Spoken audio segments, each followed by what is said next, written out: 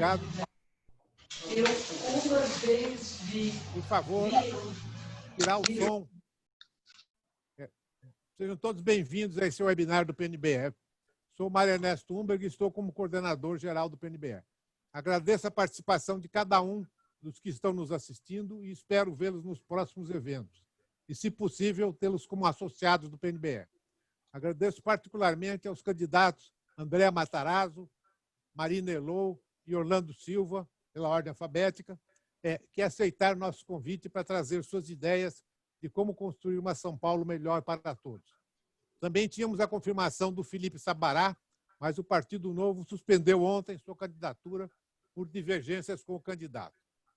Agradeço aos nossos apoiadores, a Sebrae, a Brasel São Paulo e a Matchmaking.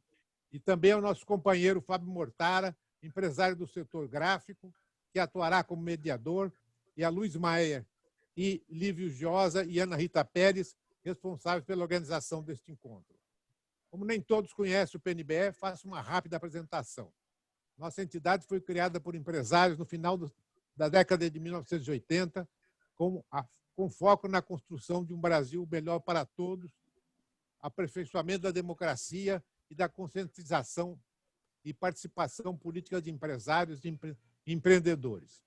Nós buscamos formar empresários cidadãos com participação ativa na discussão e decisão de questões relevantes para o país e para a sociedade. Apresentamos ideias, discutimos, realizamos debates, palestras e manifestações. Nós acreditamos que essas questões nacionais ou locais devem ser discutidas dentro do regime democrático, de forma transparente e ética, e consideramos que a diversidade de ideias e de opiniões deve ser respeitada e trazida ao debate para enriquecer e legitimá-lo. Nosso foco está concentrado na transformação do país que temos no país que queremos, definido por 5 pilares: Brasil socialmente justo, economicamente forte, ambientalmente sustentável, politicamente democrático e eticamente respeitável. Mudar a forma de pensar e agir do poder público, com foco no interesse de todos os habitantes da cidade e na redução da desigualdade, é fundamental para atingirmos o Brasil que queremos. Como o nosso tempo é limitado, queremos ver que cada um de vocês considera a prioridade na educação, na saúde, na mobilidade, na habitação e na economia criativa. Passo a palavra ao colega, companheiro Fábio Mortara, que explicará o programa e a dinâmica do webinar. Muito obrigado. Obrigado, Mário.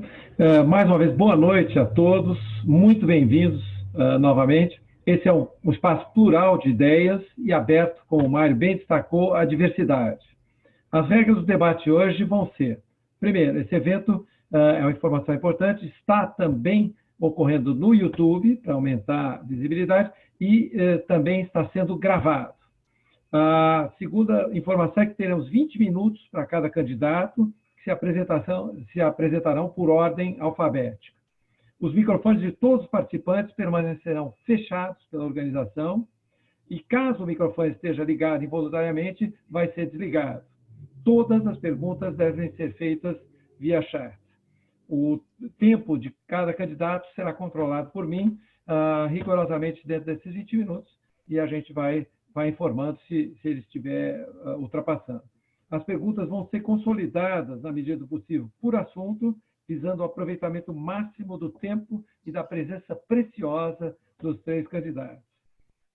Todos os candidatos receberam as perguntas do PNBE, num trabalho que foi brilhantemente consolidado pelo Lívio Giosa, que eu resumo a seguir. 1. Educação. São Paulo ainda não tem a educação que merece para suas crianças e jovens. Qual sua proposta para aumentar a velocidade de melhoria do ensino fundamental? 2. Saúde. Como melhorar a qualidade do atendimento dos hospitais municipais? 3. Mobilidade. A cidade ainda tem muitos problemas de mobilidade, descoordenação entre os gestores dos vários sistemas de transportes, calçadas ruins e faltam ciclovias. Quais são suas propostas para melhorar a mobilidade? Habitação. Apesar dos grandes vazios da cidade, temos algumas dezenas de milhares de moradores de rua e milhões em favelas. Qual a sua proposta para melhorar mudar essa situação? Cultura. Como pensam em reativar os setores de cultura e economia criativa da cidade? E, por fim, não menos importante, meio ambiente. O saneamento, a coleta e tratamento de esgotos, poluição do ar, poluição visual e poluição sonora, e faltam ainda áreas verdes. São problemas sérios da nossa cidade. Há algum plano para a retomada de um projeto verde para a cidade? Passo, então, a palavra ao primeiro candidato, em ordem alfabética, como o Mário destacou, Andréa Matarazzo. 20 minutos.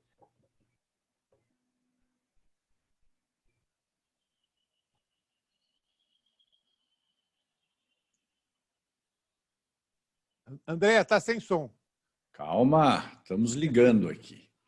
Muito obrigado. Bom, boa noite a todos os demais candidatos e boa noite ao PNBE, ao grupo do PNBE. Quero agradecer o Lívio pelo convite. Nossa, mas eu assim me lembro quando foi fundado o PNBE, do qual eu fiz parte, um período com o Emerson Capaz, com o Oded, que acho que foi na origem dele. Bom, nós vamos falar sobre a cidade de São Paulo. Acho que é importante a gente lembrar, porque eleição, nesse momento, a gente tem percebido que não está no dia a dia das pessoas, até porque a questão da pandemia, infelizmente, se sobrepôs a qualquer outro assunto aqui, enfim, no Brasil e também na nossa cidade. Mas, de qualquer forma, ela acontecerá, mais precisamente daqui 53, 52 dias, portanto, com pouco tempo. Então, eu agradeço a oportunidade de nós estarmos aqui, porque o próprio modelo eleitoral brasileiro penaliza aqueles que não estão no governo. Não há financiamento de campanha por empresas, mas há o financiamento com dinheiro público, na hora que quem está sentado no governo pode barganhar secretarias para conquistar tempo de televisão, como foi feito aqui em São Paulo. Diversos partidos se abrigaram em secretarias e em subprefeituras e hoje, em troca também de apoios, nem sempre de partidos, mas de candidatos, até pessoas que tiveram impedimento de estar na área pública por 8 anos por improbidade administrativa. Mas para essa administração isso não é um problema. E, aliás, o resultado a gente está assistindo na cidade. Eu vou dizer para vocês o seguinte, muita gente me pergunta por que eu quero ser prefeito. Eu sempre digo e sempre disse que a principal razão é porque eu nasci nessa cidade, a minha família chegou nessa cidade no final do século XIX e tudo que conseguiu construir começou aqui em São Paulo. Mas hoje não é só por gratidão, é principalmente também por indignação de ver o que está virando a nossa cidade, o que virou São Paulo em termos de administração, pelo oportunismo de alguns, pela improvisação das administrações, pela falta de prioridade, de projetos e de equipe. A cidade de São Paulo não é uma cidade para ser plataforma de lançamento de políticos novos. Ao contrário, é uma cidade complexa. Eu tive a oportunidade de trabalhar nos 3 níveis de governo, federal, estadual e municipal. No municipal, fui subprefeito, secretário de serviços, inclusive eu que cuidava de limpeza, iluminação e até do serviço funerário, e fui secretário de subprefeituras. Fui também vereador. Por que eu quis ser subprefeito e depois vereador? Para conhecer a cidade e todas as instituições que fazem parte da administração dessa cidade.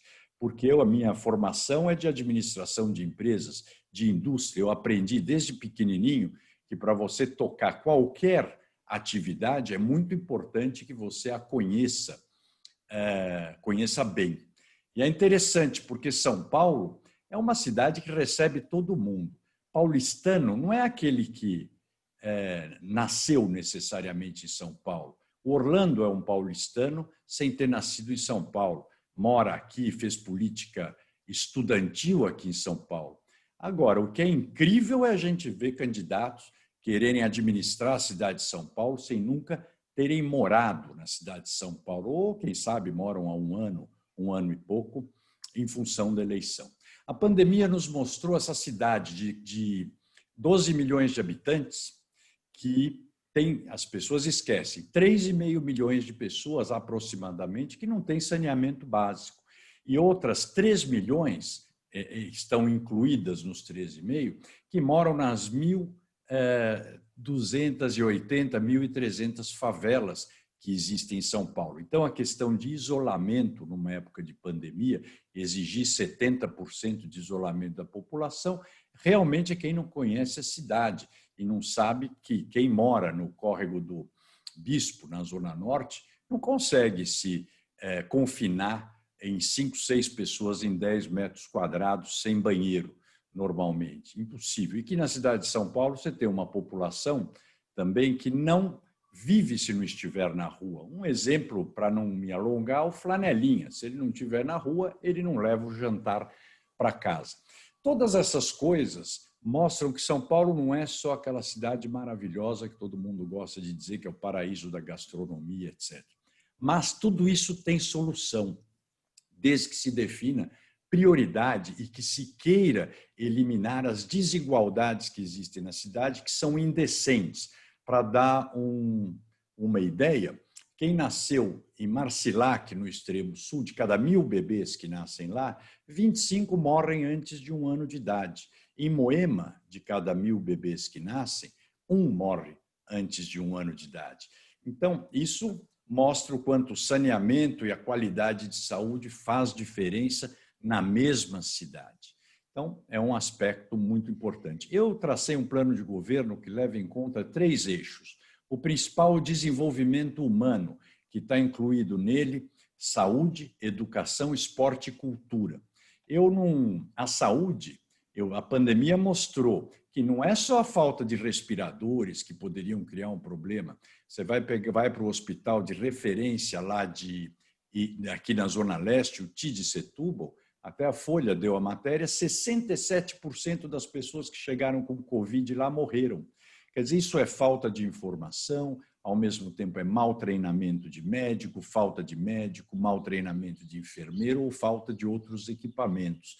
Ao mesmo tempo, o que a gente pode fazer, né? Está até dentro dessa pergunta que vocês deixaram. Óbvio que em alguns pontos da cidade, que você tem gargalos na saúde, abrir as AMAs ou as UBSs 24 horas, mas, claro, providenciando segurança e transporte para os médicos, senão eles não irão. A mesma coisa os hospitais, podem fazer exames também durante a madrugada e durante finais de semana, coisa que não acontece, é questão de determinar. Na educação, acaba respondendo em parte, mas depois eu respondo com mais detalhe a pergunta. Não dá para nós fazermos ensino integral nesse momento, mas dá para fazer a formação em tempo integral, o que melhoraria muito, porque daria tranquilidade aos pais e daria melhor formação para todas as crianças, como colocando as crianças no contraturno ou num equipamento esportivo, que a cidade tem, 350 clubes, fora os céus. Hoje estão metade na mão do crime organizado, a outra metade na mão de um apaniguado político alugando quadras e explorando um bar dentro dos equipamentos.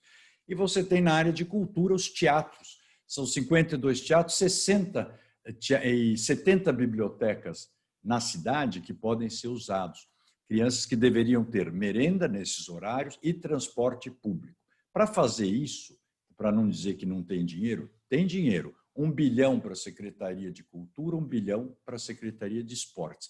A Prefeitura hoje tem um orçamento, que é a arrecadação de 60 e tantos bilhões.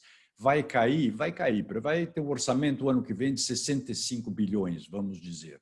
Esse ano é 70, não vai chegar nos 70, mas em julho ela já está com 7% acima de arrecadação do que o ano passado, mesmo com a pandemia, 31 de julho.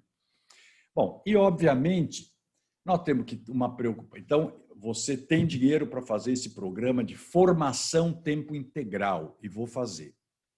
E o fundamental é a gente reativar a economia, que a prefeitura não teve sensibilidade de pensar, além de não conhecer a cidade, na educação, levar uma coisa que a prefeitura não sabia, que na periferia não tem internet, nem as escolas têm internet. Todo candidato a prefeito quer parecer moderninho, fala de Wi-Fi nas praças, etc. Vamos pôr internet nas escolas, na periferia, fazer um plano de aquisição de computadores, mas não na véspera de eleição, distribuir 500 mil tablets. Fazer as crianças que não podem comprar computador, ajudá-los a terem um computador. Bom, então, esses são alguns aspectos, mas eu dizia na reativação da economia para preservação, manutenção e de empregos.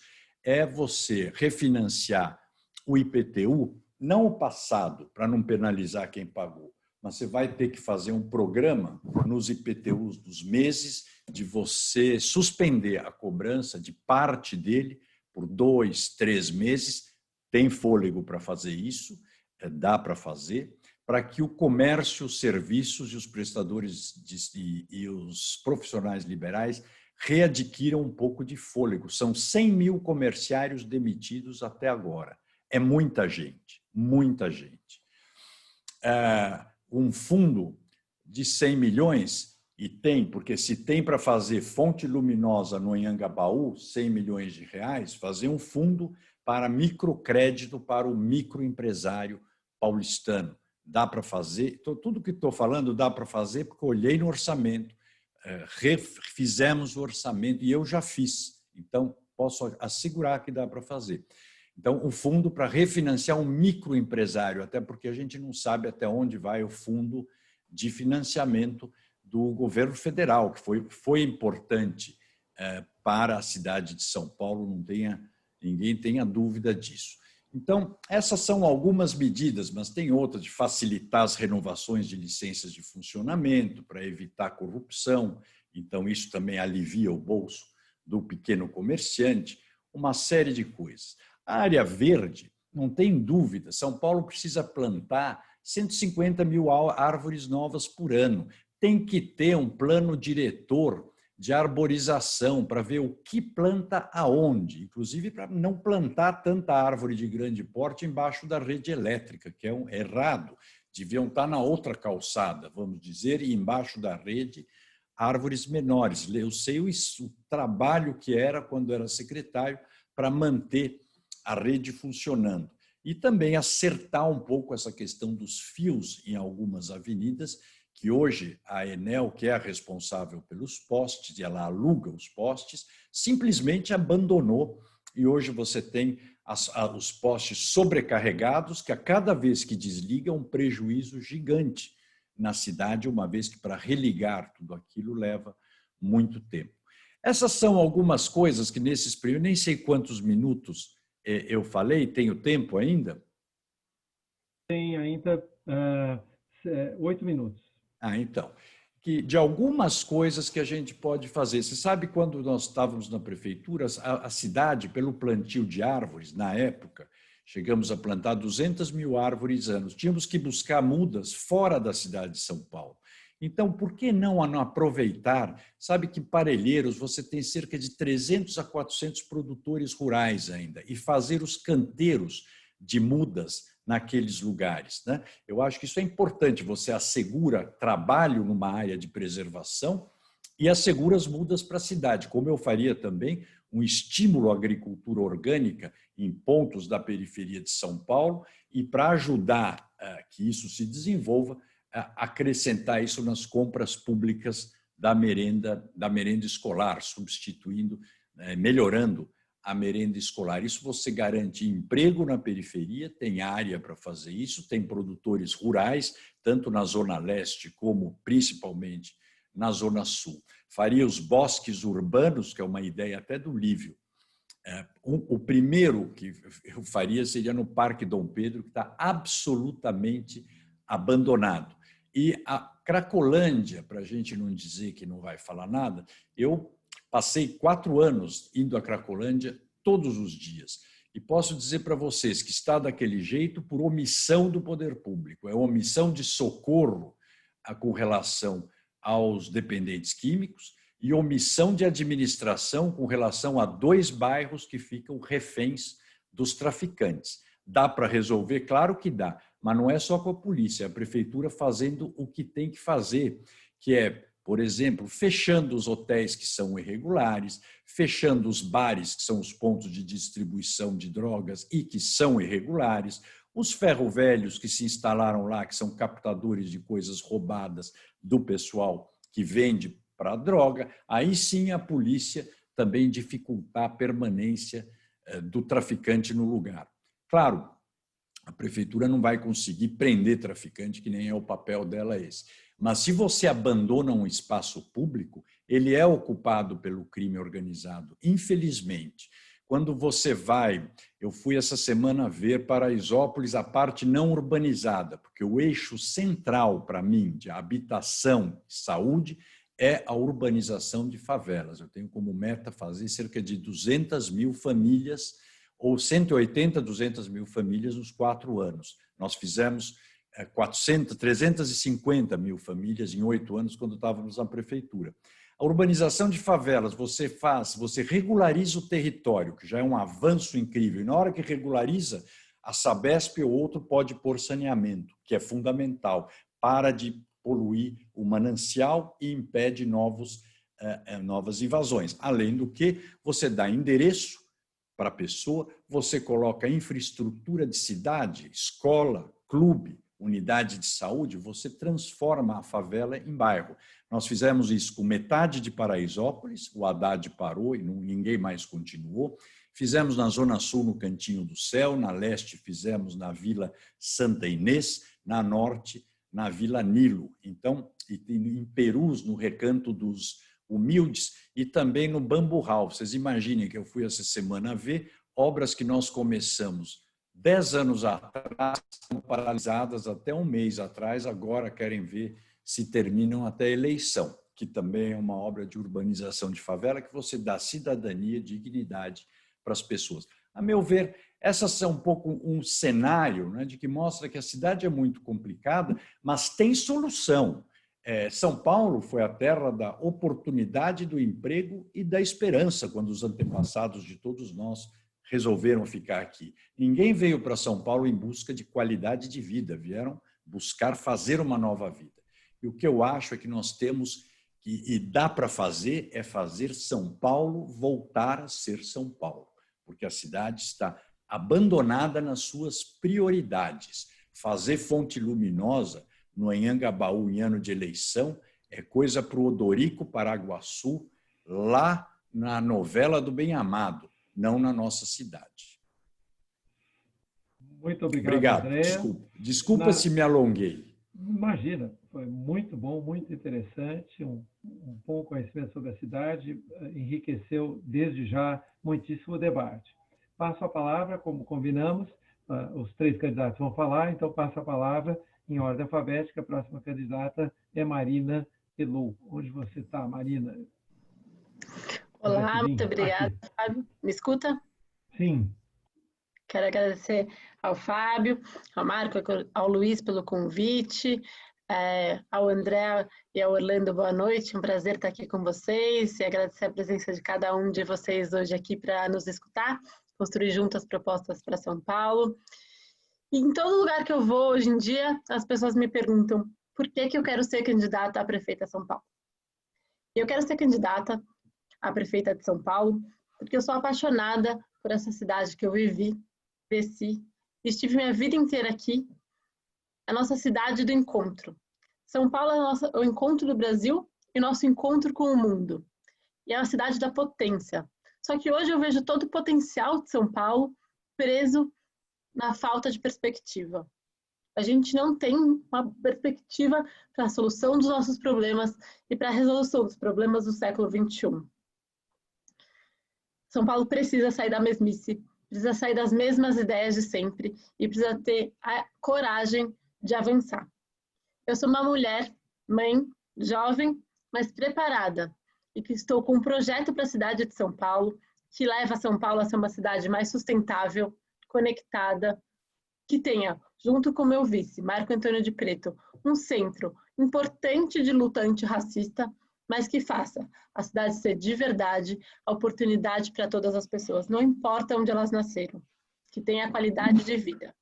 E eu quero contar um pouco para vocês hoje à noite sobre o nosso projeto para São Paulo, sobre o nosso programa, as nossas bases, como fazer isso. Mas eu pensei em antes começar me apresentando, talvez muitos de vocês não me conheçam muito bem, e eu quero contar um pouco da minha história. Meu nome é Marina Elon, eu estou com 33 anos e estou deputada estadual pela Rede Sustentabilidade aqui em São Paulo. Eu sou mãe do Martim, que tem em torno de 3 anos, e da Lara, que tem só 9 meses. Sou formada em administração pública e eu estudei em escola Waldorf, uma escola que me ajudou a ter um olhar amplo e integrado para a sociedade, mas que tem autonomia do indivíduo no seu centro, no seu objetivo. Mas quando eu já estava na escola, eu sempre tive muito esse propósito pela coisa pública. Fundei o Grêmio, eu comecei a trabalhar ali e sempre queria ser esse lugar. Mas eu nunca pensei em estar na política. Eu queria ser presidente de ONG. Descobri o terceiro setor, entendi que a administração pública era um espaço que eu poderia trabalhar na administração, no terceiro setor. Prestei administração pública na GV, passei e comecei a cursar. E lá eu me deparei talvez com um desafio mais importante naquele momento, que foi dar um parecer sobre Belo Monte para o Itaú e para o Santander, num projeto específico. Fui até a Amazônia, fizemos uma grande introdução nesse tema. Com muita profundidade, eu cheguei na conclusão que esse é o nosso grande desafio enquanto geração. Meu, de vocês, dos meus filhos e dos meus pais. O nosso desafio de montar um novo modelo de desenvolvimento que seja de fato sustentável, que de fato entenda que hoje nós somos um país, um mundo globalizado, conectado com tecnologias, mas que também se deparou com os limites da finitude do meio ambiente. E que a gente precisa de um novo modelo para criar soluções do nosso tempo, que não dá mais para discutir as mesmas coisas baseadas em teorias do começo do século passado. E com essa certeza na administração pública, eu fui construindo a minha carreira.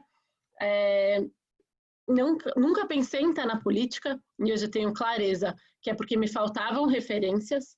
Não tinham mulheres jovens na política, não tinham mulheres jovens que não eram de famílias de político ocupando esses espaços. Mas tive a oportunidade de trabalhar nas subprefeituras, aqui na cidade de São Paulo, e depois queria ter uma experiência corporativa. Achava que era uma oportunidade importante para eu aprender. Prestei o trainee da Natura para trabalhar com sustentabilidade. Passei e comecei uma carreira, então, corporativa de bastante sucesso, na qual eu era promovida todos os anos. Uma carreira que eu fui muito feliz, fiquei 8 anos na Natura, cresci bastante lá. Mas me faltava o meu propósito, me faltava estar mais próxima da discussão do que me faz, o que me move, a transformação da sociedade que eu enxergava dentro do nosso desafio. 2013 veio, as grandes manifestações, participei daquilo, falei, tenho certeza que quero estar mais próxima disso. Prestei o processo seletivo da RAPS, que é a Rede de Ação Política pela Sustentabilidade, passei, lá descobri que era possível. Conheci várias pessoas que já estavam fazendo campanha, que estavam sendo eleitas, e que não eram de família de político, que nunca tinham entrado no político, que não conheciam um partido, mas que estavam mostrando que era sim possível fazer a boa política com inovação, pensando diferente, se dedicando à transformação na vida das pessoas. E virei 2015 para 2016 querendo trabalhar numa campanha, porque eu nunca tinha trabalhado, não sabia como funcionava, mas eu queria que fosse uma campanha de mulher, jovem, e que falasse de sustentabilidade. E eu não achava ninguém nesse perfil. E daí alguém muito querido para mim perguntou, por que não você? Por que não eu? E daí, sem saber nada de campanha, sem ter dinheiro, sem ter nada, sem não conhecer nada de partido, fui candidata a vereadora em 2016 aqui na cidade de São Paulo. Foi uma experiência profundamente transformadora na minha vida. Fiz mais votos do que 3 vereadores que foram efetivamente eleitos, mas era a primeira eleição da Rede Sustentabilidade na história dela. A gente tinha uma chapa muito pequena, não fizemos o quociente eleitoral, mas transformou bastante a minha visão da política, a minha visão de São Paulo, e continuei estudando para me aprofundar nesse tema. Eu também sou formada, também tenho uma pós-graduação em liderança para inovação e sustentabilidade, pela Fundação Dom Cabral com a Cambridge University, e nesse meio tempo, entre as eleições de 2016 e de 2018, na qual eu voltei a trabalhar na Natura, continuei me aprofundando. Ganhei uma bolsa para ir para Zurique, fazer um aprofundamento na primeira infância, a política pública que eu entendo que é a mais inteligente. James Heckman, prêmio Nobel da Economia, provou que a cada R$1 que a gente investe em desenvolvimento dos 0 aos 6 anos, a gente tem $7 de retorno, né? $1, $7 de retorno em toda a sua vida. porque é a fase que a gente aprende a desenvolver as nossas emoções, nosso cognitivo e a nossa capacidade de aprender. Comecei a estudar muito esse tema e também segurança pública. Me aprofundei bastante nesses 2 anos, ao mesmo tempo em que me dediquei à democracia. Eu saí de 2016 com a certeza que o nosso sistema eleitoral não funciona e é construído para favorecer sempre as mesmas pessoas e fadado a cada vez mais a gente romper as nossas instituições democráticas. Então, eu fui trabalhar dentro de um movimento que começou chamando Nova Democracia, e hoje se transformou pelo Pacto da Democracia. Eu toquei esse movimento que hoje conta com mais de 300 organizações do Brasil inteiro na defesa das instituições democráticas durante 2017, enquanto eu voltei a trabalhar na Natura ao mesmo tempo. E também engravidei, tive meu primeiro filho, estava de licença maternidade, quando me perguntaram por que você não vai ser candidato a deputado estadual? Eu falei, você acha que é uma boa oportunidade, mesmo com um bebê pequeno, mesmo amamentando, mostrando que é possível, sim, ocupar esses espaços. Fui eleita e aqui estou trabalhando bastante. A gente tem um mandato baseado em participação política, em sustentabilidade, em primeira infância, em segurança pública e um mandato de excelência, que é a gente trabalhar tudo baseado em dados e evidências, pensando em política pública a partir de uma perspectiva de inovação. A gente tem feito um grande mandato com muitas inovações concretas de participação das pessoas na construção da legislação, mas a gente chegou nesse momento em que a gente olhou para as opções colocadas para São Paulo e falou, a gente pode oferecer uma opção diferente. São Paulo, como os dados que o André citou da Rede Nossa São Paulo mostra, é uma cidade profundamente desigual. Além do dado impactante que ele mostrou sobre a mortalidade infantil, a gente pode olhar os dados de expectativa, de média de idade ao morrer. Moema, a gente morre em média com 80 anos. A cidade de Tiradentes, a menos de 8 quilômetros, a gente morre com quase 53 anos. São quase 30 anos de diferença em apenas 8 quilômetros.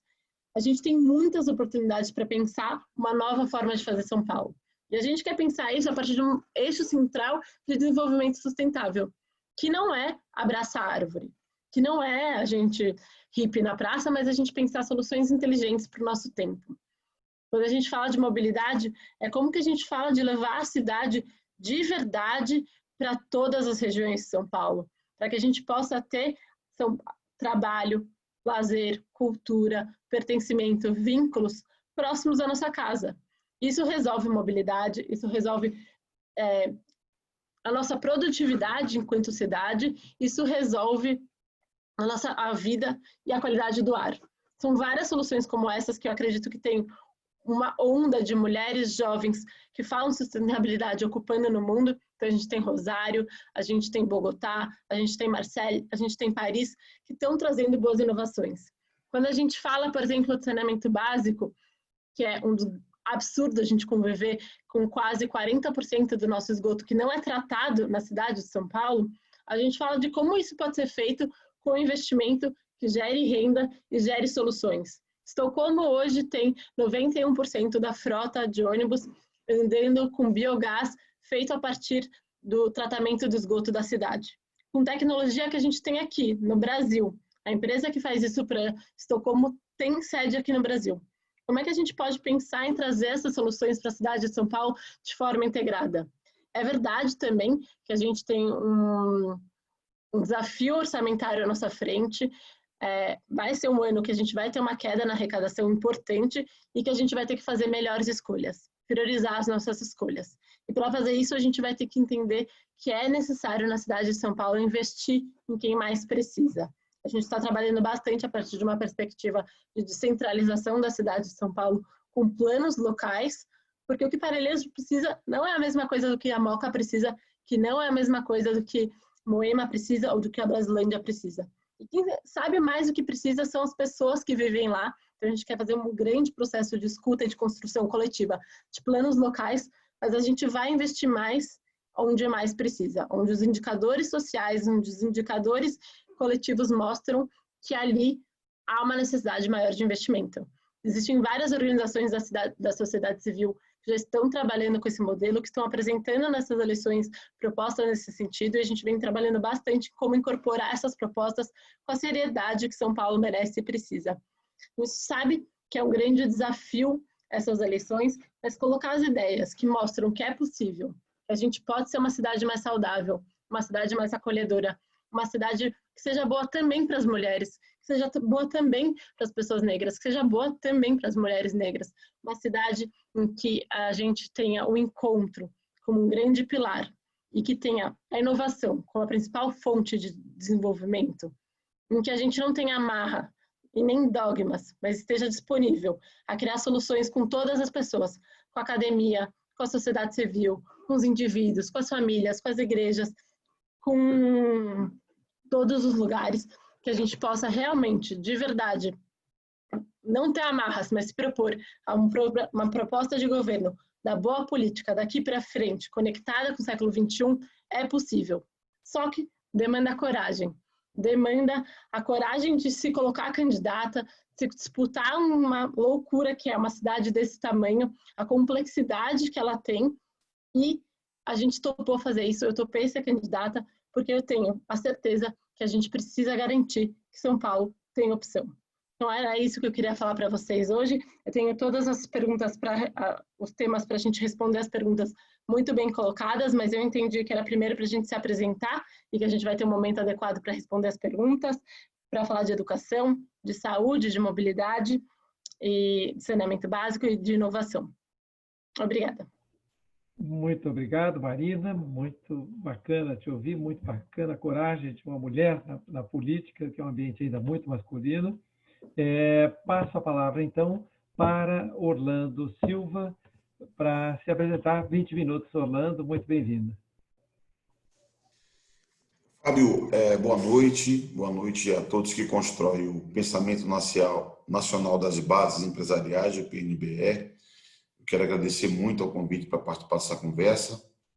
Se me permite, eu queria fazer uma referência ao meu amigo Fernando Figueiredo, que durante muito tempo nós fizemos um debate intenso no Congresso Nacional sobre a indústria brasileira, particularmente sobre a indústria química brasileira, que é um tema absolutamente fundamental para o desenvolvimento nacional, o Brasil tendo a base de matérias-primas que possui, a tecnologia que produziu nas suas universidades, e o nosso desafio é construir uma indústria química de ponta, forte, avançada, e o Fernando Figueiredo foi uma pessoa muito querida sempre, a quem eu sou muito grato. Fábio, eu queria primeiro fazer um registro. É uma honra para São Paulo ter um personagem como o André Matarazzo colocado como alternativa para dirigir a cidade. Eu tive o privilégio de ser colega do André por algum tempo como vereador, pude assistir à sua condução, à sua conduta. Eu sei, como quem acompanha a política, da presença dele no governo que tem o seu valor para a história do Brasil, em que pese ter uma posição distinta do campo que ele representa, que é o presidente Fernando Henrique Cardoso, que é uma expressão, eu diria assim, da civilização da política brasileira. O André foi parte dessa construção, para não falar de outras experiências que ele viveu. Eu digo isso porque é muito, muito importante que quem nos acompanha aqui e outros que vão acompanhar depois percebam que existe vida inteligente na política. Tem pessoas que têm o que dizer, experiência, a expressar, a transmitir no processo político que vivemos na cidade de São Paulo. E, ao mesmo tempo, eu considero que é um luxo ter uma jovem como é a Marina Elu. Eu tive o privilégio de a conhecer muito recentemente e eu confesso que fiquei absolutamente encantado com a expressão, com a capacidade de iniciativa, com a conexão que a Marina tem com os desafios de hoje. Eu, assim como para mim foi um aprendizado quando estive acompanhando a atuação do líder André Matarazzo, devo dizer que é um aprendizado converso com a Marina, até quando a gente conversa sobre filhos, eu aprendo, porque ela traz uma sensibilidade para a política que tem uma carga de inteligência muito grande, além de novos temas. Quem observou a fala dela percebe que ela traz novos temas e que para uma cidade do perfil de São Paulo, que é uma cidade global, uma cidade que é, por si só, referência para outras cidades do mundo, importa ter temas. Nós temos que cuidar dos temas de hoje, cuidar da administração dos nossos problemas, mas nós temos que sinalizar para os temas do futuro. E a minha percepção é que talvez nesse jogado a Marina Elu seja a melhor expressão do que se deve inspirar para o futuro da cidade de São Paulo. Então, queria primeiro agradecer a possibilidade de poder aprender um pouco com esses dois, que é uma coisa que é muito rara, porque na política a disputa se dá em regras muito pequenas e pouca oportunidade você tem de ver, como eu vi o André livre falar, a Marina livre falar, e o entusiasmo dos dois me comove. A segunda observação é que eu sou daqueles que crê na potência de São Paulo, na força da nossa cidade. Eu não tive o privilégio, como a Marina ou o André, de nascer aqui, mas eu sou como um daqueles que veio para cá em busca de oportunidade, mirando São Paulo como lugar da oportunidade. São Paulo assim motiva tantos e tantos e tantos e tantos que chegam até aqui. São muitos que vieram até aqui. E essa experiência, talvez, de ser a cidade que acolhe tantos, talvez aqui esteja uma das explicações por que São Paulo é uma cidade tão incrível, tão fantástica. Porque São Paulo é capaz, a cidade consegue processar, incorporar e transformar em coisas maravilhosas a riqueza cultural que ela conseguiu aqui acolher. Eu estou convencido de que a cidade de São Paulo vive já faz um tempo o mais do mesmo, há uma certa rotina, digamos assim, na condução da cidade, e eu acredito que é necessário uma perspectiva mais inventiva para a cidade de São Paulo, mais objetiva, mais precisa, com planos, metas, pautas bem definidos para que nós possamos alcançar uma perspectiva de desenvolvimento melhor. Eu vou trilhar um caminho dialogando com as sugestões que vocês trouxeram aqui para o debate original.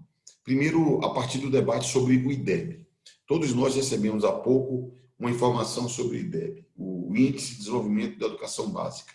E São Paulo evoluiu. Essa é a manchete. São Paulo evoluiu na avaliação do IDEB. Ok, estamos na 10ª posição entre as capitais. Eu fui curioso de tentar ver, não consegui, não tive tempo, qual a posição entre os 5.570 municípios. Devemos ter evoluído, devemos estar na posição 1.300 entre 5.000 municípios de São Paulo. Eu considero que é um fracasso nós, pela potência que temos, estarmos nessa posição. Eu sou casado com uma professora da rede municipal da cidade de São Paulo. E eu vivia antes e vivo hoje os dilemas de uma professora da rede municipal da cidade de São Paulo. É falsa a perspectiva de que, na pandemia, nós conseguimos manter atividades nas nossas escolas.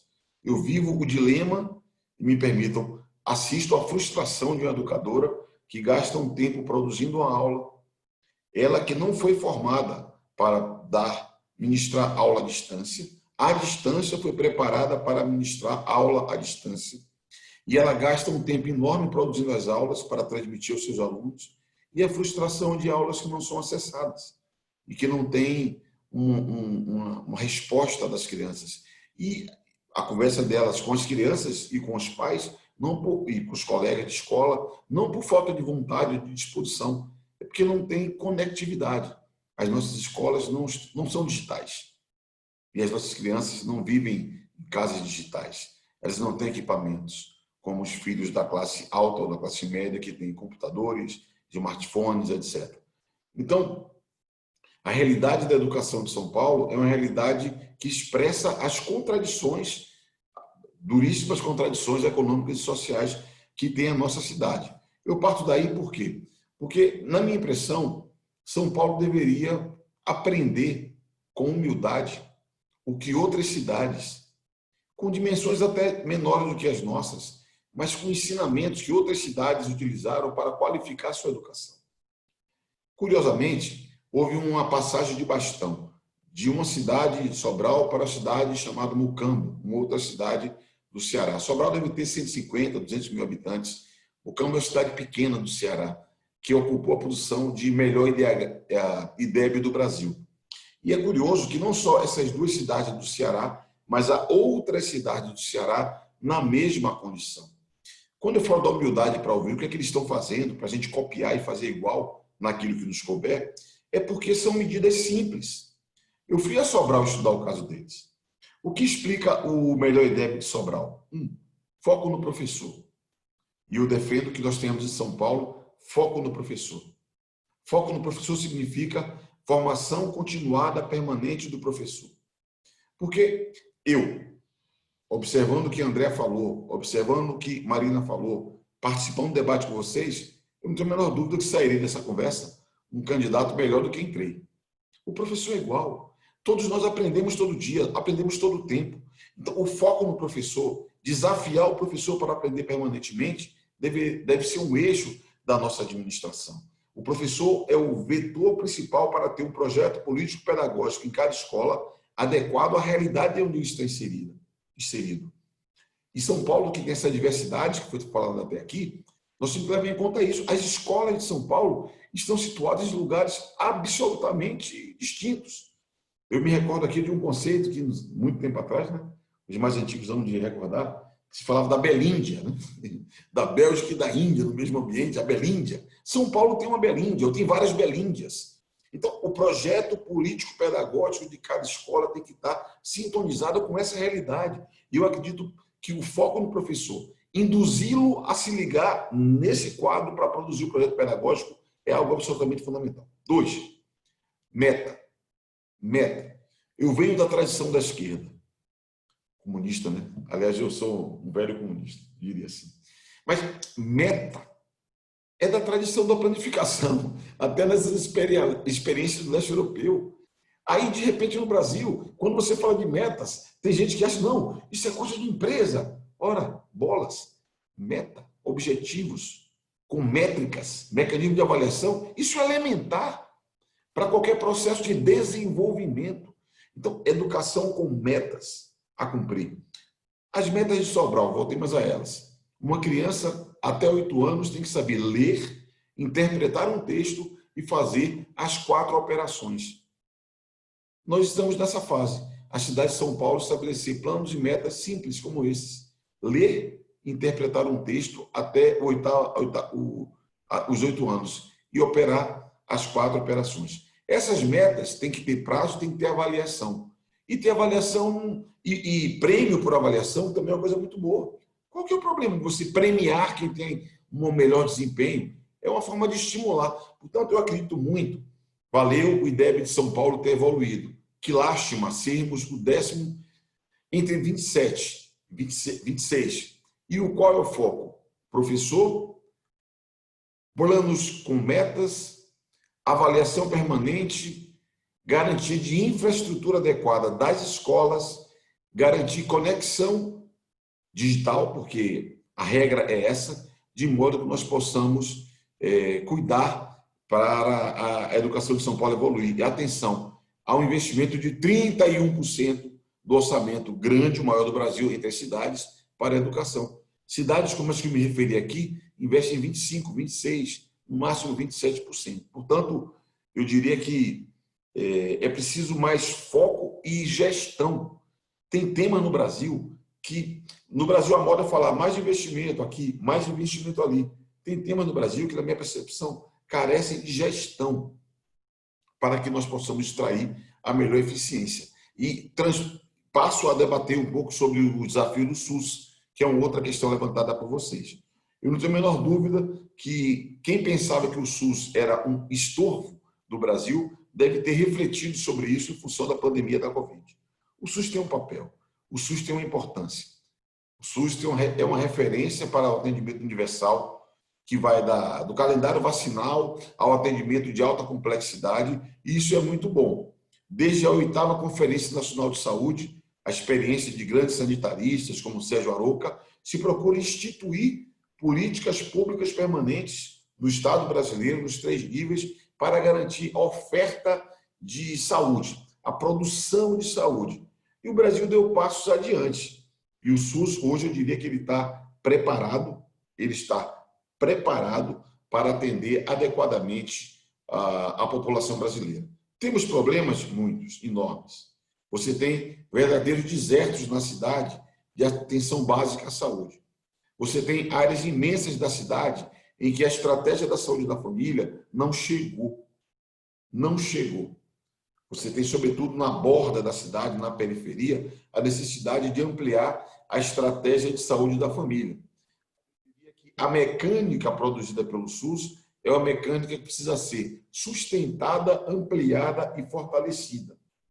E há que se ter um debate sobre mecanismos para superar o passivo que a pandemia produziu.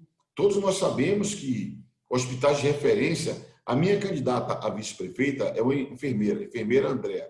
O nome dela é Andréa Barcelos. Ela é enfermeira do Hospital da Moca. Ela estava até no mês passado na linha de frente de combate à Covid no Hospital da Moca.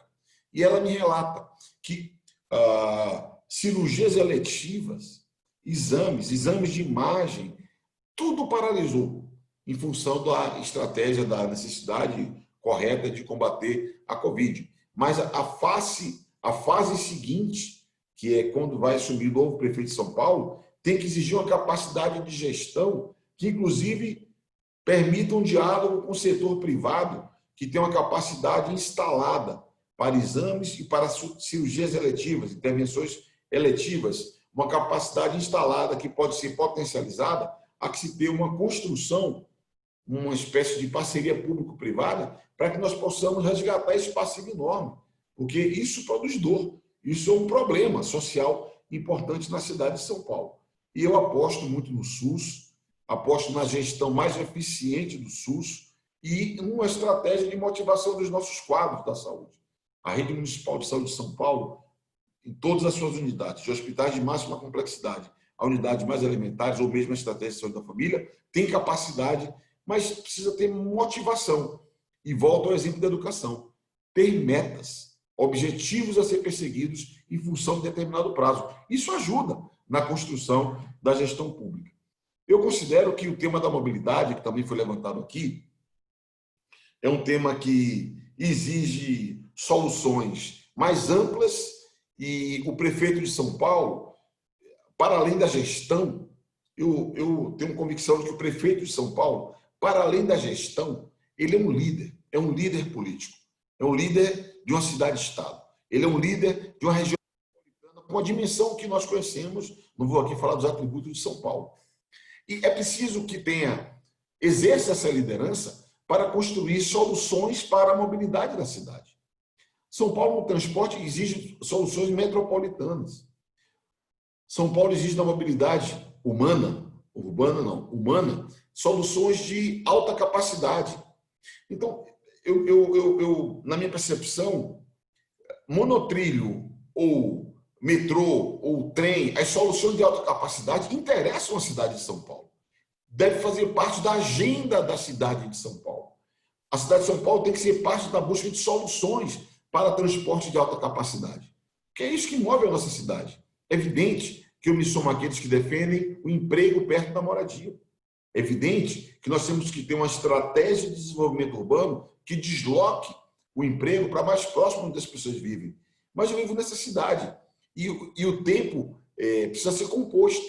Eu acredito que a mobilidade urbana exige nós pensarmos em ampliar a capacidade de transporte de alta capacidade, com perdão da redundância da expressão. E o prefeito deve ser parte dessa saída, parte dessa construção. Nós não podemos assistir o nível muito lento de expansão do nosso sistema metroviário e ferroviário. Nós temos que incidir sobre esse processo para que nós aceleremos esse processo de ampliação da capacidade de transporte de alta capacidade. E, ao mesmo tempo, é importante pensar a interação dos modais. Eu pessoalmente, considero que o prefeito Fernando Haddad acertou quando apostou e investiu numa malha cicloviária. Eu considero que é importante. Eu considero que é importante gestores anteriores que apostaram e investiram nos sistemas de corredor, nos corredores de ônibus, sistemas de terminais descentralizados para conectar a busca do passageiro do bairro e, a partir daí, conectar com outros modais de transporte. E eu considero que é um desafio, por mais simples que pareça, é um desafio nós olharmos para as nossas calçadas, levando em conta que há uma quantidade absolutamente enorme de viagens que são feitas por pedestres. E nós temos que cuidar das calçadas. Eu moro numa rua, no bairro da Saúde, que não tem 30 metros da rua que eu moro, não tem 30 metros que não tenha um obstáculo intransponível para um cadeirante. Essa cidade ela não é democrática, ela não é inclusiva, ela não é humana, se ela não consegue, na sua calçada, e aí tem a ineficiência da ação da prefeitura, seja pela fiscalização das subprefeituras, seja pela ação nas vias centrais da cidade, de ofertar a adequada condição de circulação. Então, estou dizendo isso porque eu miro no transporte de alta capacidade, eu miro na potencialização dos vários modais e miro em soluções simples e importantes, como é o cuidado das calçadas para que os pedestres possam ter uma melhor condição de vida. Migrando para cumprir meu tempo. Moradia é absolutamente um desafio numa cidade. A informação oficial é de 396 mil unidades habitacionais de déficit. Infelizmente, essa informação oficial não corresponde aos dados reais da minha percepção. O que eu vejo na cidade de São Paulo, o que eu vejo é a cidade continua crescendo na Zona Sul, avançando sobre mananciais. O que eu vejo é, do Jaraguá a Tremembé, a cidade extrapolando os limites estabelecidos pela natureza, pela secretaria, é o que eu vejo. Então, a expansão irregular da cidade, violando inclusive o meio ambiente, é um drama e é um risco para muitos daqueles que vivem em condições precárias.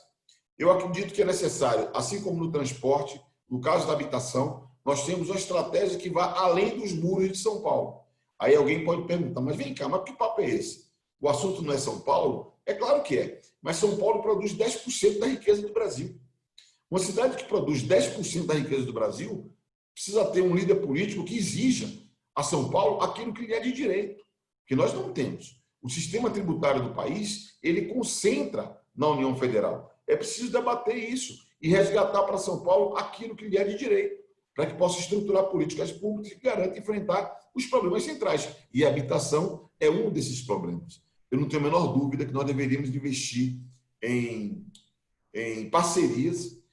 Eu sou daqueles que creem que as operações urbanas de São Paulo são boas iniciativas. Eu vou falar que eu conheci antes Orlando, seu tempo está esgotado. Desculpe, só um lembrete. Então, eu concluo. Falando do Real Parque, que é uma bela experiência de operação urbana, que foi uma comunidade transformada a partir de uma parceria com o setor privado. Portanto, é muito, muito importante que nós possamos investir na moradia, com parcerias público-privadas, com regularização fundiária, ocupando prédios no centro da cidade. E não vou falar sobre a cultura e economia criativa na pandemia, que não deu tempo em respeito a Marina e o André. Eu vou ficar por aqui, agradecendo muito a oportunidade de participar desse debate. Muitíssimo obrigado, Orlando. É sempre muito bacana ver como as ideias existem e os problemas são imensos, mas há um cabedal de ideias muito grande. A gente tinha informação do André Matarazzo de que ele precisaria sair às 19 horas ou próximo disso. André, você vai poder ficar um pouco mais conosco até às 19h30? Não, 19h30 não consigo, até 19h15, 19h20. Um pouquinho mais. Ok, ótimo. Então, eu já passo a primeira pergunta que nós temos, que vem do Percival Maricato, dirigido a Orlando, mas se Andréia e Marina quiserem responder, estão absolutamente convidados. Eu vou pedir, claro, uma objetividade máxima possível dos candidatos. O senhor assumiu o pleito da Abracel e encaminhou um projeto de lei que permite ampliar o emprego e a renda, favorecendo pequenas empresas. Gostaria de saber como é que anda esse projeto e se é possível fazer algo em nível municipal nesse sentido, Orlando. E depois, André e Mari. Eu sugiro que o André fale, se me permite, para que ele possa ficar à vontade. É que eu não sei qual o projeto da Abra, eu não sei que projeto é esse. Me permite, André, então, na verdade, que primeiro eu queria agradecer, porque é um tema da hospitalidade, e nós tivemos uma medida provisória 936, que eu assumi com muito orgulho a relatoria, e nós preservamos os empregos. É curioso, né? Porque nós autorizamos a possibilidade de reduzir jornada e salário ou suspender temporariamente contratos de trabalho, com a garantia que esse tratamento excepcional poderia, pelo prazo equivalente, manter o emprego dessas pessoas. No ambiente de pandemia, manter emprego é algo absolutamente fundamental. E a minha perspectiva é que tenhamos um eu defendi um plano emergencial de emprego e renda para a cidade de São Paulo, baseado em regras que eu posso falar num outro momento, no final, para que o André possa interagir conosco, porque eu considero que emprego e renda deve ser o tema central para a cidade no próximo período. André, está seu microfone. André, seu microfone. O que eu gostaria, justamente isso, quando eu falo em refinanciar impostos, é tentar fazer alguma coisa parecida. Mas como esse não dá, porque a legislação trabalhista é um assunto federal, mas dá para você fazer o compromisso com os comerciantes, com os prestadores de serviços, até com os profissionais liberais, aqueles que tiverem IPTU futuro financiado, que não demitam ou que contratem conforme o percentual que a prefeitura puder dar a eles. Marina, você quer comentar esse assunto ou podemos passar para a próxima pergunta?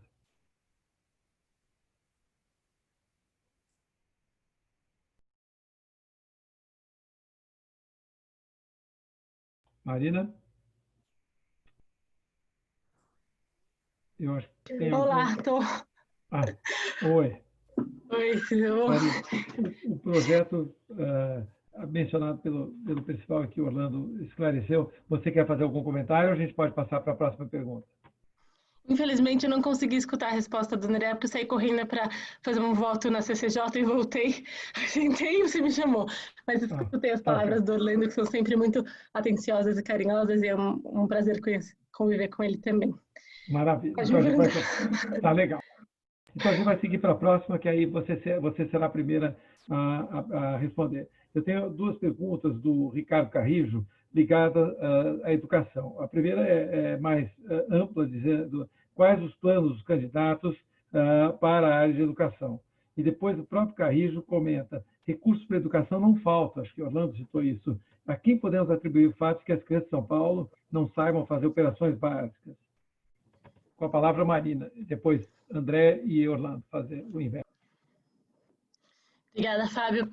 Em relação à educação, acho que o Orlando comentou os dados do IDEB, que são dados positivos para a cidade de São Paulo, porque mostram a nossa evolução. A gente parte de muitas administrações que não priorizaram a educação e um resultado muito ruim para o potencial que a gente tem na cidade de São Paulo. Porém, eu acredito muito que fazer a boa política é também valorizar as experiências que estão dando certo, as pessoas que são boas políticas de todos os partidos. Gosto muito do trabalho do Alexandre Schneider, que foi secretário da Educação aqui em São Paulo no começo da gestão do Dória, e fez um trabalho muito importante que hoje possibilitou que a gente tivesse avançado na educação, colocando a participação pedagógica, a coordenadoria pedagógica e o apoio aos professores focados na aprendizagem do aluno como centro. Nós só vamos evoluir na aprendizagem, nós só vamos evoluir na educação se a gente colocar o investimento na educação fundamental como a nossa prioridade. E para isso a gente tem que investir em aprendizagem de alfabetização e em escola em tempo integral. O André também citou a importância das escolas em tempo integral e é possível fazer isso, tem vários exemplos do Brasil inteiro que estão fazendo. O ano passado a educação para mim sempre foi uma das prioridades e para mim é uma chave de mudança da sociedade. Eu venho dizendo que não dá para a gente usar a educação como um chavão político, mas tem que realmente acreditar nisso. Então, eu fiz uma pesquisa profunda, fui para várias cidades do Brasil inteiro com bons exemplos na educação. Estive em Sobral, que o Orlando citou, que colocou a alfabetização como centro, e é possível fazer isso para São Paulo. A gente já começou a fazer, tem muito a melhorar, levando tecnologia, conectividade, escola em tempo integral e foco na alfabetização. Mas, além disso, a gente também precisa entender que a educação é um ciclo contínuo. E a gente só vai ter uma educação realmente de qualidade quando a gente investir na qualidade da educação, do desenvolvimento da primeira infância. Por isso que, para mim, a primeira infância é tão importante a gente falar não só de acesso à creche, zerar a fila da creche, a gente teve um avanço, mas ainda existe uma desigualdade na cidade de São Paulo, mas falar também da qualidade do atendimento, do estímulo dessa primeira infância. A criança que tem os estímulos adequados tem muito mais facilidade de aprender, uma facilidade na alfabetização. Sobral também mostrou isso, começar na creche, já no ensino básico, a pensar no ensino fundamental com qualidade. Pensar em nutrição, em alimentação de qualidade, alimentação sustentável. Tem várias formas de fazer isso, trazendo inclusive investimentos para a cidade, gerando renda, pensando em formas de trazer a educação sempre como pilar. Então, acho que é um pouco desses grandes pilares, um plano, um pacto pela educação. O município é responsável pelo ensino fundamental, que é onde há a grande chave para a melhoria da educação, focando em alfabetização, focando em escola de tempo integral, uma grande parceria com busca ativa de alunos e fortalecendo o apoio pedagógico aos professores, que é o mais importante nesse momento, e investindo na primeira infância. Muito obrigado, Marina. Andréa? Corri. Marina, parabéns de ter ido votar. Marina, se eu ganhar a eleição, eu vou levar você, viu, para o governo. Combinado, eu faço várias coisas junto. Deixa eu dizer, eu acho o seguinte, o que a Marina falou está perfeito, o Orlando também falou bem. Tem esses modelos que funcionam e que São Paulo poderia buscar de perto, ver como é feito e adaptar a nossa realidade. Eu também, como a Marina, gosto muito do que o Alexandre Schneider fez na Secretaria de Educação. Ele foi meu colega tanto em governo como depois de partido. Hoje ele está fora de partidos e tal. Fez um trabalho bárbaro. E, como disse o nosso colega que fez a pergunta, não se trata de mais dinheiro, se trata de foco. Foco, determinação. E tem uma coisa que os antigamente chamados tigres asiáticos usaram, que eles puseram tanto foco na educação que os programas de educação desses países eram de 12 anos. Mudava o governo e eles continuavam. Aqui, esta atual administração tirou o Alexandre Schneider logo que entrou e depois já teve 2 secretários de educação num período de 2 anos e um pouquinho. Então, não há programa que melhore. O que fazer, eu acho, a questão, é ajustar as escolas. Eu me lembro que nós reformamos todas as escolas e tivemos surpresas nisso. Foi até na época do Schneider. Adequar as escolas mais à realidade atual, mais conectividade, elas têm que ser mais lúdicas, mais adequadas, inclusive à matéria que ela estiver dando.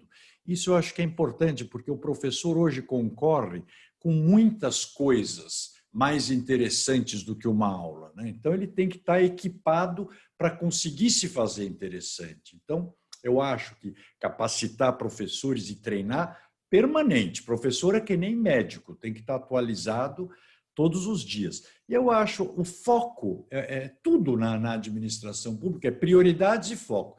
Educação da primeira infância. Por isso que eu falei da Marina, tá? As mulheres são mais inteligentes do que nós, homens, elas têm mais facilidade de detectar as coisas, mas essa coisa de educação na primeira infância é vital, e nem vou dizer isso, nem é descoberta minha. Eu perguntei para o Alexandre Schneider, justamente, faz uns 20 dias para concluir o programa de governo, quais eram as medidas que nós tínhamos que fazer para a primeira infância, inclusive de ligar no gabinete do prefeito, porque é muito importante, é a base de tudo. Então, acho que é uma coisa com gerenciamento e prioridade na educação. Pega um bom secretário, com um bom programa, mas deixa ele trabalhar, deixa ele começar a fazer e ir até o fim. Eu vou ter que sair, eu vou pedir só, queria fazer um comentário, dentro de uma coisa que o Orlando falou, é sobre mobilidade, da questão das calçadas. Ele falou uma coisa que 20%, Orlando, dos trajetos são feitos a pé na cidade de São Paulo. E as calçadas, nós temos que tirar esse conceito de calçada é responsabilidade do proprietário da casa. Ninguém sai de casa com uma picareta na mão e quebra a própria calçada. Quem quebra a calçada normalmente é alguma concessionária de serviço público. Calçada é responsabilidade do poder público, ela é a via pública do pedestre, como a ciclovia é a via pública da bicicleta e como o corredor é a via pública do ônibus. Então, elas têm que estar em ordem para que a cidade todos possam caminhar. O Orlando disse uma coisa, você vai ver deficiente físico em São Paulo, você só vê em shopping centers, porque é o único lugar que eles conseguem andar. E as nossas calçadas, nenhum atleta de 25 anos consegue andar nelas com firmeza. Gente, eu queria agradecer muito, pedir desculpa por ter posto esse assunto. Marina, parabéns. Orlando, meu colega de Câmara dos Vereadores, vocês imaginam, né? Um comunista e um capitalista. O quanto a gente debateu naquela Câmara dos Vereadores, e que debates produtivos com Orlando. Era sempre uma coisa. Aliás, a Câmara, na nossa gestão, foi muito interessante. É outro assunto que eu só queria sugerir para ir embora, para o PNBE convidar candidatos a vereador, porque é muito importante. Muito obrigado, gente. Muito Fábio, obrigado. muito obrigado. E a todos vocês que me convidaram, eu agradeço muito a oportunidade de estar com dois colegas brilhantes aqui e vocês ponderarem como é injusto quererem fazer debate colocando só 4 colocados em pesquisa, ou seja, é só os mesmos de sempre, porque ou é famoso ou é profissional da política. Obrigado, gente. André, muito obrigado pela sua presença, que enriqueceu o nosso debate. Muitíssimo Abraço Tchau, grande. André, é um prazer. Tchau, tchau, tchau. Abraço. Obrigado, sucesso. Orlando, a nossa pergunta sobre educação, do Carrijo. Então, eu talvez tenha provocado até o próprio Carrijo, né? Sobre o tema. Eu estou convencido de que nós temos que ter uma estratégia de longo prazo.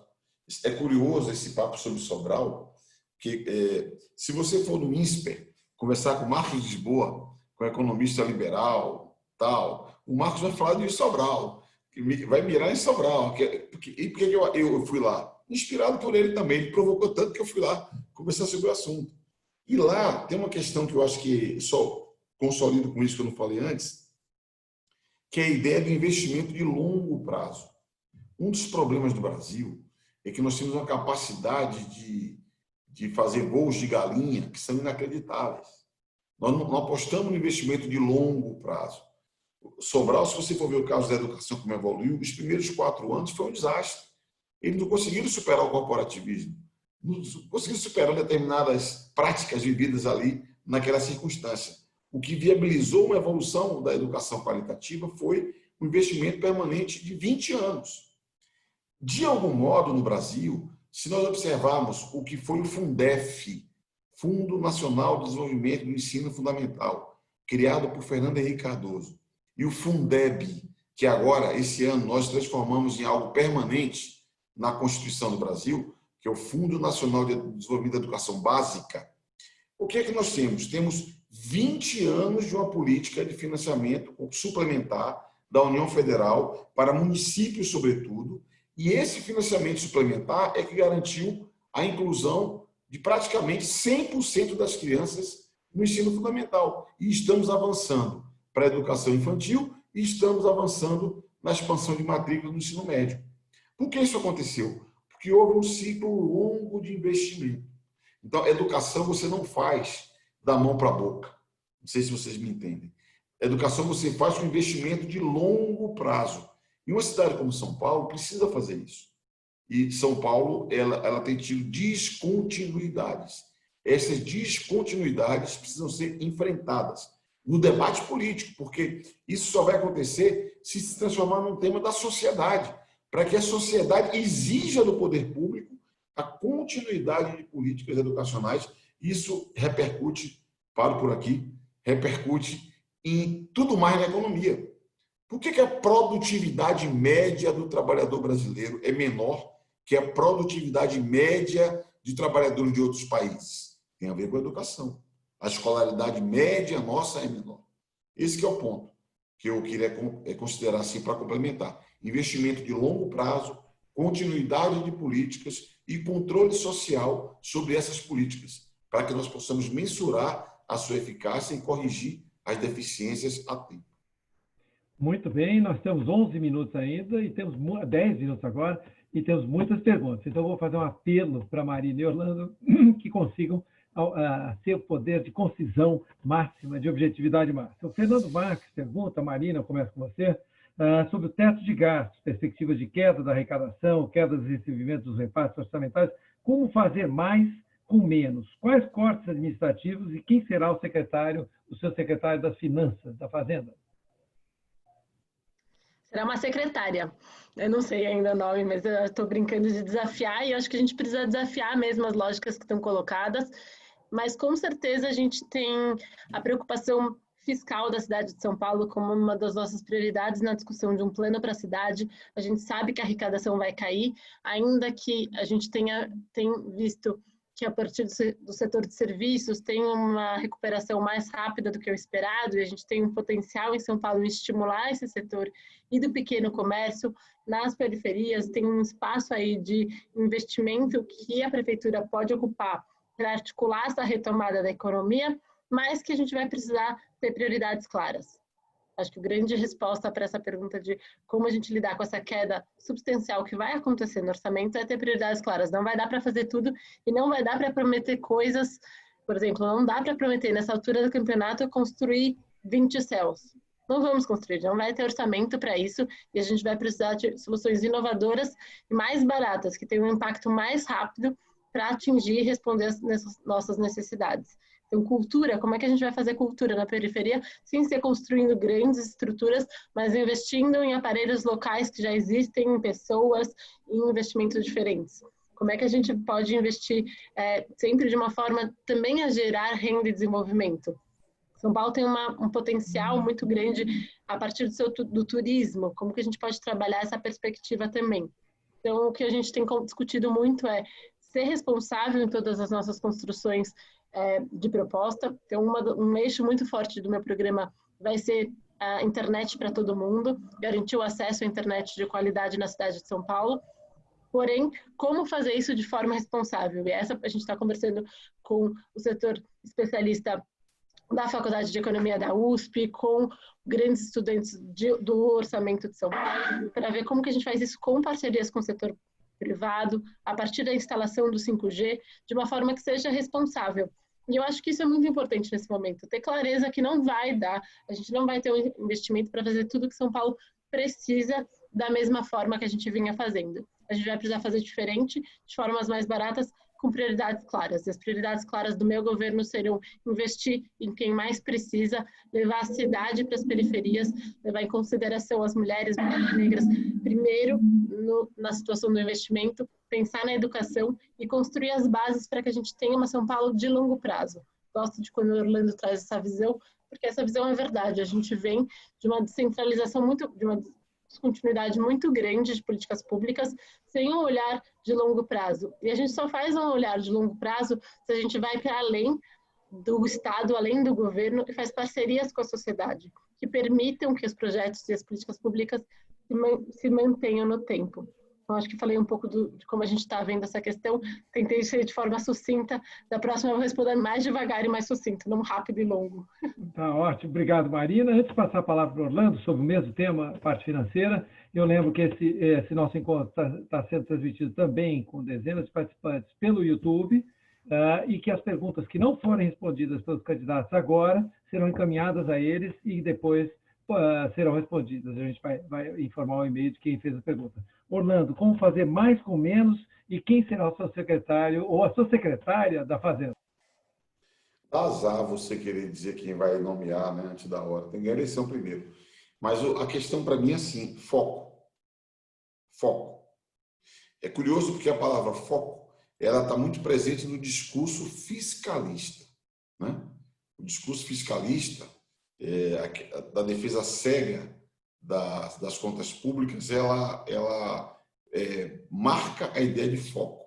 Mas, na minha percepção, o que nós precisamos encontrar no Brasil é um equilíbrio entre responsabilidade fiscal e responsabilidade social. Não faz sentido, a meu ver, o discurso da responsabilidade fiscal completamente de costas para a responsabilidade social. Por isso, quando eu falo de foco, se o recurso é pouco, se eu não posso colocar, Carrijo, que falou muito sobre educação aqui no chat, se eu não posso colocar educação integral na cidade inteira, eu vou colocar em Paraisópolis educação integral. Eu vou colocar na cidade de Tiradentes. Se eu não posso ter equipamentos públicos em toda a cidade, eu vou colocar nos lugares da cidade em que há um adensamento populacional maior e há uma carência maior. Porque se a gente observar o mapa, eu desafio qualquer um de vocês aqui a olhar de cima para baixo o mapa da cidade de São Paulo, nos seus equipamentos públicos, mas aonde chega políticas públicas, vocês vão perceber que ela é concentrada em regiões do centro expandido. Na quebrada, como o povo fala, né? Na periferia, no meio do povão, está faltando. Então, eu diria que a melhor resposta para os desafios fiscais é, ao tempo em que temos a lógica da responsabilidade fiscal, que é a conta, 1 mais 1 é 2, matemática é assim. E a matemática não é de esquerda nem é de direita. 1 mais 1 é 2 para quem é de esquerda e para quem é de direita. Ao mesmo tempo que você tem a responsabilidade fiscal, tem que ter uma responsabilidade social e ter foco. Se o recurso é pouco, tem um jargão popular horrível que fala assim: farinha pouco, meu pirão primeiro. Se a farinha é pouca, dá para quem precisa. Essa é a minha lógica. Dá para o povo pobre da cidade de São Paulo. Com essa perspectiva, você consegue enfrentar o desafio das dificuldades fiscais. Obrigado, Orlando. A gente tem tempo para mais uma pergunta. Elas foram feitas, como eu disse, na sequência em que entraram. Mário Ernesto Humberg, nosso primeiro coordenador-geral, pergunta, e aí eu começo com Marina, nós temos esses 4 minutos finais. Com a desativação do SEASA, Marina, não seria melhor usar a área para um grande projeto de habitação popular?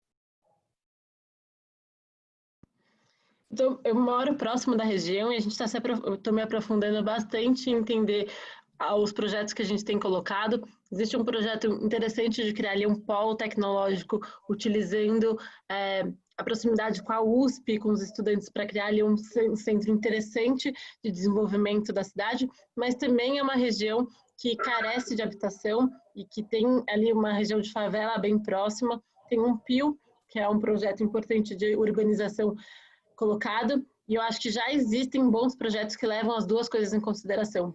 É possível, tem uma área ali bem próxima, na Vila Leopoldina, construir um esquema, uma estrutura de habitação popular para aquela região, ao mesmo tempo que utilizar o espaço que hoje é o SEASA para a construção desse núcleo de empreendedorismo e conexão que faz falta na cidade de São Paulo. A gente tem uma potência de ter uma das melhores universidades do mundo colocadas aqui, e a Unicamp tem feito isso de uma forma muito interessante, conectando os talentos com empresas, trazendo as empresas para próxima do campus, inclusive sobre uma perspectiva de desenvolvimento sustentável, para pensar soluções de desenvolvimento sustentável. Eu acho que é bem possível a gente fazer isso na cidade de São Paulo também, e aquela região seria ideal para isso. Acho que dá para fazer as duas coisas, e São Paulo precisa das duas coisas.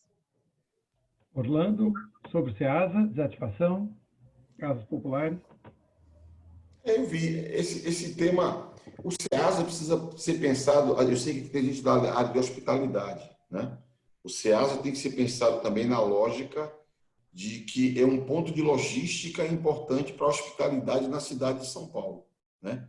Então, nós precisamos levar em conta essa perspectiva. A meu ver, é fora de tempo a CEAGESP está ali onde ele está localizado hoje. Ali você pode explorar para outras vocações. A Marina falou de moradia, pode ser, mas ali já tem uma vocação natural, inclusive para a economia criativa. Você tem na área de cinema, tem muitos estúdios ali naquela região. Então, você tem que explorar todo o potencial, mas você tem que fazer uma movimentação cuidadosa, levando em conta uma estratégia de abastecimento e focando na hospitalidade. São Paulo, bares e restaurantes é uma coisa muito importante. Ali é uma alavanca fundamental para a economia da cidade. Muito obrigado, Orlando. Antes de passar a palavra para o Mário Ernesto, eu informo ao Luiz Vilaça, ao Alberto e Alberto Guedes, e depois ao próprio Carrillo, que fez mais uma pergunta, e a Patrícia Marrone, que fez um comentário agora há pouco, que os seus comentários serão encaminhados aos candidatos e depois que se encarregarão de responder. Passo a palavra para Mário Ernesto Humberg. Boa noite a todos. Muito obrigado, Orlando, pela sua participação, pelas ideias que você trouxe.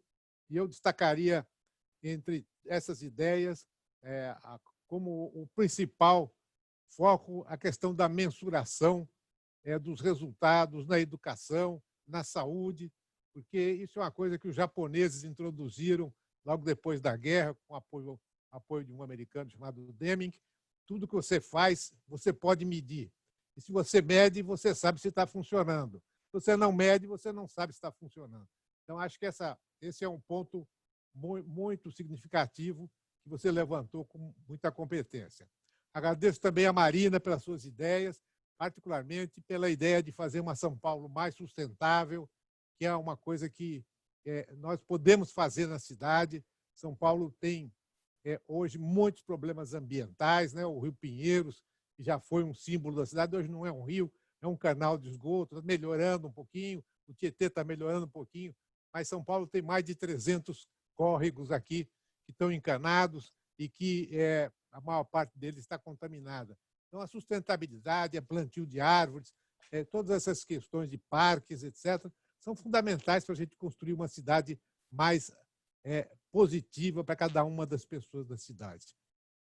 Então, muito obrigado a vocês dois, muito obrigado a todos os demais participantes pela sua presença, pelas suas ideias, e nós voltaremos no dia 15 com um próximo webinar, dia 15 de outubro, com um próximo webinar. A gente pretende trazer outros candidatos. Nós consideramos que todos os candidatos deveriam ter a possibilidade de participar. Infelizmente, acabam alguns candidatos obtendo mais espaço e a gente se perde boas ideias como as que vocês trouxeram aqui, Orlando e Marina. Muito obrigado, então, a todos. Uma boa noite e um bom fim de semana para todo mundo. E boa eleição.